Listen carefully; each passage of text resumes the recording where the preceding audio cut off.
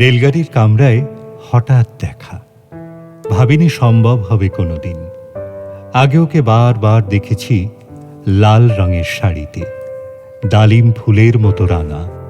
আজ পড়েছে কালো রেশমের কাপড়, আঁচল তুলেছে মাথায়, দোলন চাপার মতো চিকন গৌর মুখখানি ঘিরে। মনে হলো কালো রঙে একটা গভীর দূরত্ব ঘনিয়ে নিয়েছে নিজের চারদিকে, যে দূরত্ব সর্ষে ক্ষেতের শেষ সীমানায় শাল বনের নীলাঞ্জনে। থমকে গেল আমার সমস্ত মনটা। চেনা লোককে দেখলেম অচেনার গাম্ভীর্যে।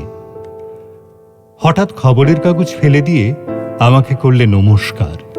সমাজবিধির পথ গেল খুলে, আলাপ করলেম শুরু। কেমন আছো, কেমন চলছে সংসার ইত্যাদি। সে রইল জানলার বাইরের দিকে চেয়ে, যেন কাছের দিনের ছোঁয়াচ পার হওয়া চাহনিতে। দিলে অত্যন্ত ছোট দুটো একটা জবাব, কোনোটা বা দিলেই না, বুঝিয়ে দিলে হাতের অস্থিরতায়। কেন সব কথা? এর চেয়ে অনেক ভালো চুপ করে থাকা। আমি ছিলাম অন্য বেঞ্চিতে ওর সাথীদের সঙ্গে। একসময় আঙুল নেড়ে জানালে কাছে আসতে, মনে হলো কম সাহস নয়। বসলুম ওর এক বেঞ্চিতে। গাড়ির আওয়াজের আড়ালে বললে মৃদুস্বরে, কিছু মনে করো না।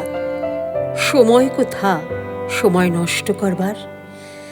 আমাকে নামতে হবে পরের স্টেশনেই।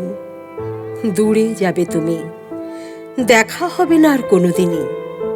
তাই যে প্রশ্নটার জবাব এতকাল থেমে আছে, শুনবো তোমার মুখে। সত্য করে বলবে তো? আমি বললেম বলবো। বাইরের আকাশের দিকে তাকিয়েই শুধলো, আমাদের গেছে যে দিন, একেবারেই কি গেছে? কিছুই কি নেই বাকি? একটুকু রইলেম চুপ করে। তারপর বললেম, রাতের সব তারাই আছে দিনের আলোর গভীরে। খটকা লাগলো, কি জানি বানিয়ে বললেম নাকি। ও বললে, থাক, এখন যাও ওদিকে।